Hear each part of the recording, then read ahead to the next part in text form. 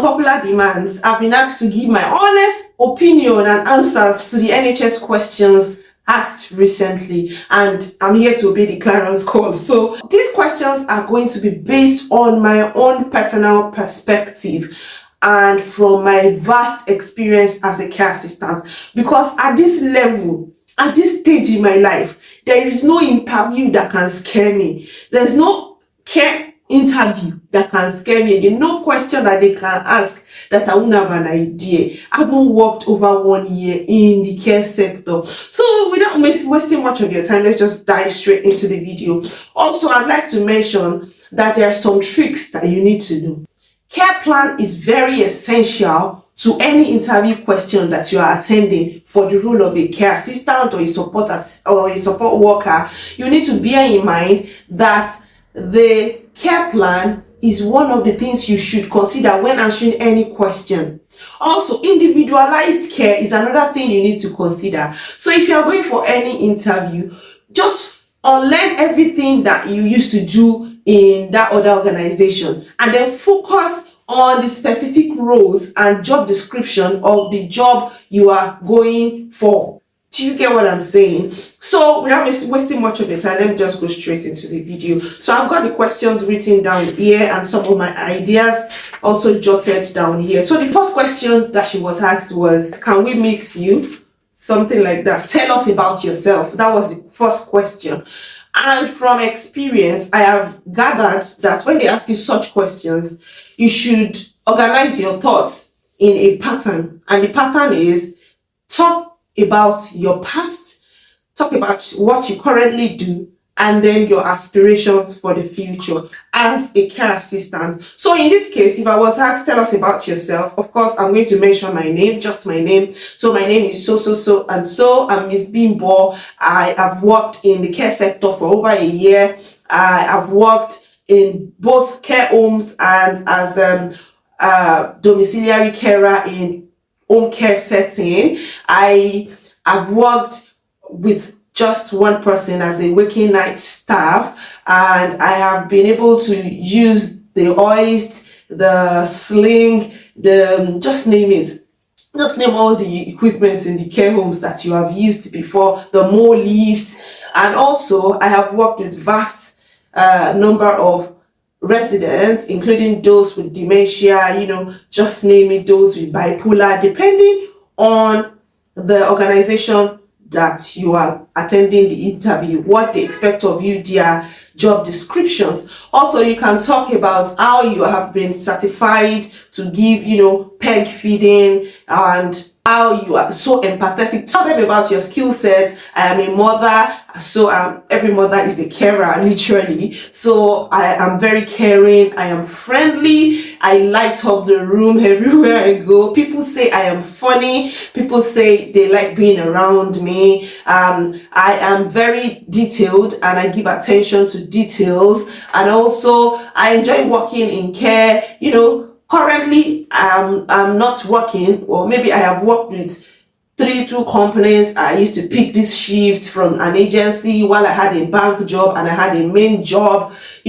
Also you can tell them, I've told them I just relocated to this other place and I'm currently looking for a job, and also you tell them that I have grown to like working in care, because even my background is in care. I was once a pharmacist back home. I volunteered as a care assistant sometimes when I first came. Just tell them about yourself. You don't have to tell them about your personal life. However, if you have a personal story that is related to the job role, of course, when they ask you, tell us about yourself, mention it. For instance, if you have a child with autism and the organization whose interview you are attending is, about autism or maybe disability in children and young adults. So if you give them a personal experience, a personal example, like, oh, I'm a mom to a child with autism or ADHD, well, the age of your child, and then the passion, what you currently face with your child, and how you have been helping your child, and how you want to extend that care to other children.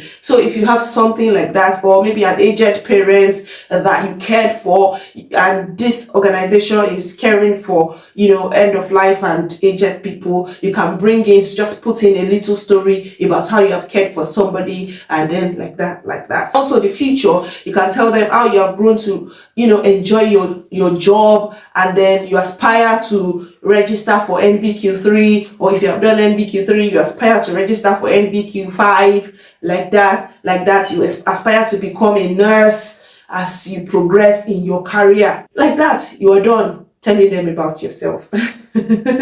So the next question that she was asked was, where have you shown care to somebody outside your work?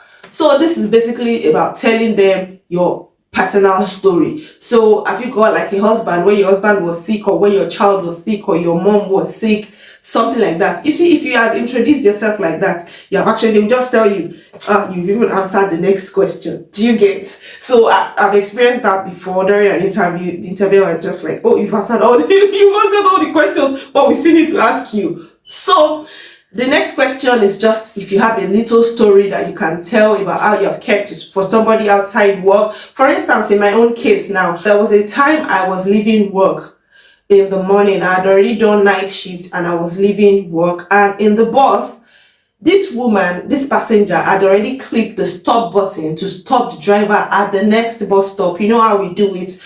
But the driver was probably, lost in thought and forgot about it. And you know how passengers do that? When you are nearing your bus stop, you just stand up from your seat and walk towards the door of the bus. So this passenger was already walking towards the door when it just occurred to the driver that he was supposed to stop. So he pressed on the brake very sharply, and all of us just moved forward abruptly. And this passenger that was walking towards the door fell and hit her head on the metal of the bus. There's a rod, and there are so many metallic objects in the bus, right? So she hit her head, and she was an aged person. So thankfully, I was in the bus, and as a care assistant, after we all brought her to the seats, the bus stopped and everybody was just swearing for the driver.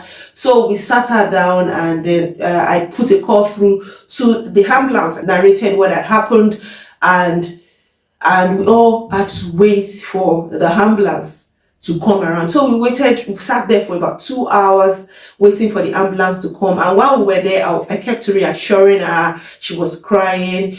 I was reassuring her. I introduced myself as a care assistant, coming from work. I reassured her, and I was on uniform, of course. So that gave her more reassurance as well. And she could have just gone home, probably, but because she had hit her head, and it is very risky to just go home. It would have been very, very risky because she could have sustained an internal injury. So I called the ambulance, and we all had to wait for the ambulance to come and pick her. And also I asked her to call somebody at home or a family member. So she put a call through to her daughter to explain what had happened and why she wouldn't be home. She wouldn't be to where she was going, and the delay and all of that. So she had to explain. She couldn't talk much. So I had to, she handed the phone over to me. I had to speak to her daughter and explain what had happened to her and why she wouldn't be able to meet up with her appointment where she was going that morning. So that is an example. So if you have any example of where you have cared for your family member, maybe your father or your brother or your sister or your child, you can as well just narrate the story to them. And that answers that question. Third question asks, have you ever worked in a mental health facility? For me, not really. However, I've worked in a similar setting, like in one of the care homes where I worked, we had the respite care, we had the support, and there was there were, people with dementia, which can also be classified as mental health. So I've worked with people with dementia, I've worked with people with bipolar, and there was a night they brought in a woman that was locking herself up in her room, and she was screaming and scared that somebody was coming to kill her. So I was on shift that night and I had to give her reassurance, and I told her I called the cops already and they were on their way and there was nothing going to happen to her. So I've worked with people like that. The woman with bipolar, she used to just stay on her own. She would go and read outside, come in, just calm her down when she was nervous. I've worked in a similar setting, but not like a proper mental health home. Then the number 4 question that she was asked was, have you ever worked as a team, and what did you learn working as a team? So I've been asked this question a number of times during interviews, and what I normally do to open up is to tell them that teamwork makes the job more easier and it helps us achieve more in a short while. Nobody's an island of knowledge, so we all need one another's experiences, one another's ideas, brainstorming opinions to achieve something greater. So when you work as a team, you bring your idea, I bring my idea, we share ideas. For instance, there was somebody I worked with. It was a night duty, and then this person came up with, we used to check on a number of residents, like hourly basis. You have to check on these residents. So this person brought up the idea that instead of just going, all of us used to go at the same time, we go and check at the same time. So she was like, especially this person that needed like hourly observation or 30 minutes observation and thereabouts. So we assigned that, okay, each of us, you go from 10 to 11, you do this person. From 11 to 12, you go to this person. From 12, so we assigned this observation to each of us, and at the end of the shift, we were able to achieve everything. We checked on every resident accordingly, and then we were able to take responsibility for what we did, and it made our documentation much easier. Do you know what I mean? It also enables us to learn from the wealth of knowledge of others, sharing ideas, brainstorming, and also you tend to remember events when you work as a team, and it makes documentation easier. You should also know that all NHS differs. All trusts are not the same. Some are mental health, some are general hospitals, some deal with autism, some with AD, learning disabilities. Just know which one the trust whose interview you're attending. Also, when you work as a team, it helps you like vet your documentation so that if there's any error, somebody calls your attention to it. But when you're working alone, you can make mistakes and you wouldn't know. But when you work as a team, somebody can see your error, somebody can see something that you're here to document, and you remind one another, and it makes your work fantastic and you achieve a lot within a short while. Question 5. Do you mind working in an organization with diversity? This is where the core values of the organization is important. You have to really understand their core values. It will be on their website. For instance, you can appreciate that, this is one of the reasons why I applied to this organization, because I saw on your website while I was researching about the organization, I saw how you place such value on multicultural and diversity and inclusion, and being somebody from another country, being an immigrant, I really appreciate working in an environment where I will feel included, where I will feel important, like where I'll be included in everything that is happening, where there won't be any segregation. After all, we all bleed red, and I've been opportune to register at a gym where different people of different colors attend, and I have been able to, make friends with some of them, and we have shared ideas, we have spoken about our different foods, and it's something I always look forward to. So also coming here to work is something that I look forward to because of this. I look forward to meeting people from different cultures, as this is going to help us share better ideas.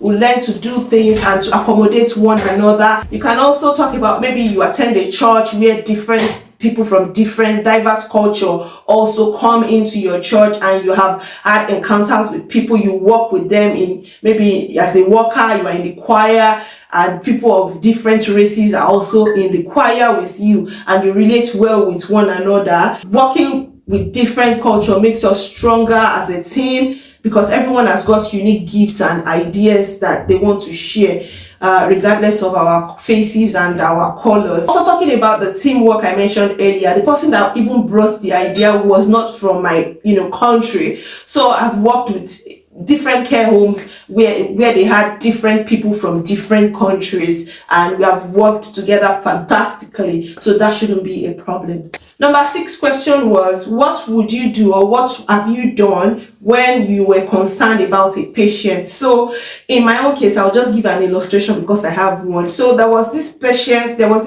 resident I was on one-to-one with.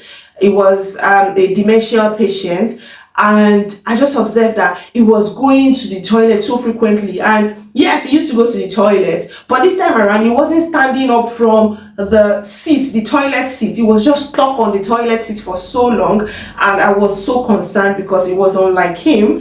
And so, I kept going back, asking him, are you all right? Are you okay? I'll knock on the door. Are you all right? Are you okay?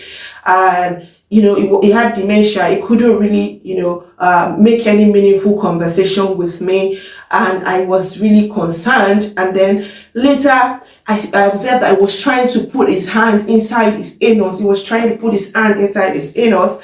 And then right there, I realized that he's got like a very hard poo stuck in his anus. So I had to, call the nurse on duty. I had to escalate it, inform the nurse on duty. I was really concerned for him, to get him a cup of tea to help soften it. But when it wasn't working, I had to, escalate it and inform the nurse on duty that night.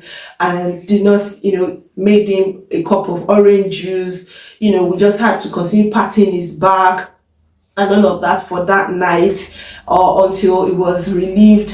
He couldn't get it out till I left, although I was so concerned. But by the time I came in the next night, I was told that it was able to get it out later on. So that was one part when I was so concerned about a patient. Number 6 question can also be answered in another way. For instance, somebody with dementia, just to use like dementia, that is very anxious and is beginning to, like shout and scream and maybe pull down their trousers, trying to remove their pad. You could, based on the care plan, what they enjoy doing. Some of them, it is stated on their care plans that they enjoy music, like listening to music, or maybe they enjoy looking at pictures. So pick up the picture and try to, divert their attention after you have tried to calm them down, encourage them to pull up their pads and their trousers. You can take them to a seat and then try to show them the pictures. If they enjoy singing, you can try to sing for them. Some of them enjoy taking maybe orange juice. You can just give them, based on what is in the care plan, you can give them their preferences and you work according to what's in the care plan. My 8th question asks, what would you do if your patient raises a case of abuse? This question is very common, but they've paraphrased it in another way. Some people would ask you, what if you have observed that a resident is abused by another colleague, or what would you do? So it's something similar. In this case, if a case of abuse has been raised by a resident to me, what I would first do is to show my concern, give the resident a listening ear to tell me everything, not interrupt. And after telling me everything, I'll just give the patients reassurance. I'm calling them patients because they're patients. So I'll give them reassurance, letting them know that they would get help, and also telling them I would escalate the issue. I wouldn't promise them that I won't escalate it. And what I would do is make sure that I tell the supervisor or my line manager. Also make sure I document every damn thing that I have been told. I will document it.